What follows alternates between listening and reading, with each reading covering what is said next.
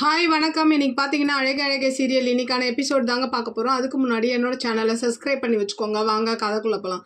இப்போ பார்த்தீங்கன்னா தங்கராஜு எல்லாரும் ஒட்டுமொத்த குடும்பமும் சேர்ந்து என்ன பண்ணுறாங்கன்னா, மதியம் வந்து கேஸை வாபஸ் வாங்க சொல்கிறாங்க. அவங்க என்னால் முடியாது, நான் வாபஸ் வாங்கினாலும் அது நோ யூஸ் அப்படின்ற மாதிரி சொல்லிட்டு இதுக்கு மேலே என்னை ஃபோர்ஸ் பண்ணாதீங்கன்ற மாதிரி ரூம்குள்ளே போயிடுறாங்க. அப்புறம் வந்து ரேவதி என்ன சொல்கிறாங்கன்னா, ஆமாம் அவங்க சொல்கிறது ரைட்டு தானே, கோர்ட்டில் இருந்தாலும் வாபஸ் வாங்கலாம், இப்போ என்கொயரி நடந்துட்டு இருக்கும் போது வாபஸ் வாங்க முடியாதுன்னு சொன்னதுக்கப்புறம் தங்கராஜ் வந்து ஒரு மாதிரி கோவமாயிடுறாரு. கோவமானதுக்கப்புறம் என்ன ஆகுது, சரி வா நம்ம கிளம்பலான்ற மாதிரி கிளம்பிடுறான் அந்த இடத்துல தங்கராஜ். சுரேஷ் என்ன பண்ணுறான், உடனே ரூமுக்கு போனால் மதி வந்து துணி மடிச்சிட்டு இருக்காங்க. ஏன் உன்னால் இந்த கேஸை வாபஸ் வாங்க முடியாதா அப்படின்னு கேட்டு சத்தம் போடுறான். அப்போ அதுக்கு மதி என்ன சொல்கிறாங்கன்னா, நான் கேஸ் வாபஸ் வாங்குறேன்னு உங்ககிட்ட சொன்னேனா, இல்லை எங்கள் அப்பா சொன்னாரா, இல்லை எங்கள் அம்மா தான் சொன்னாங்களா, யாரும் சொல்லலையே, அப்புறம் நீங்களா ஒன்று புரிஞ்சுக்கிட்டு நீங்களா ஒன்று பேசினா அதுக்கு நான் பொறுப்பாக முடியாதுன்ற மாதிரி சொல்கிறான்.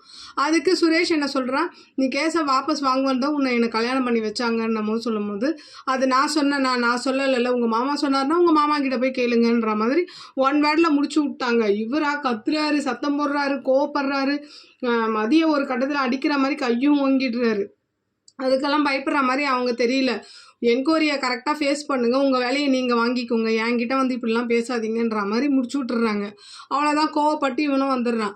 இவங்க பாக்யராஜ் அப்பாவும் அம்மாவும் என்ன பண்ணுறாங்க, மதியை கூப்பிட்டு வச்சு பேசலாம்னு சொல்லிட்டு அவங்களும் அவங்க பக்கத்துக்கான நியாயத்தை சொல்கிறாங்க.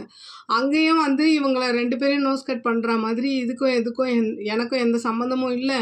ஃபஸ்ட் டைம் நான் கேஸ் கொடுத்தேன், 2வது பண்ணது எல்லாமே உங்கள் பையனும் உங்கள் மாப்பிள்ளை பண்ண தப்பு தான், என் தப்பு ஒன்றும் கிடையாது, என்னால் கேஸெல்லாம் வாபஸ் வாங்க முடியாதுன்ற மாதிரி ஸ்ட்ரிக்டாக சொல்லிவிட்டு அவங்களும் போயிடுறாங்க. அப்புறம் அடுத்த சீன் பார்த்தீங்கன்னா பாக்யராஜ் என்ன பண்ணுறாரு, சுரேஷை கூப்பிட்டு வச்சு ஒரு ஹோட்டலில் பேசுகிறாரு. இந்த மாதிரி மதிக்கிட்ட நீ நல்லா நடந்துக்க அப்படின்னோன்னா அவன் சொல்கிறான், அவள் திமிரு பிடிச்சவளாக இருக்கா, கோவக்காரியாக இருக்கா, என்னால் அவள் கூட இருக்கவே முடியல அப்படின்ற மாதிரி வருத்தப்படுறான்.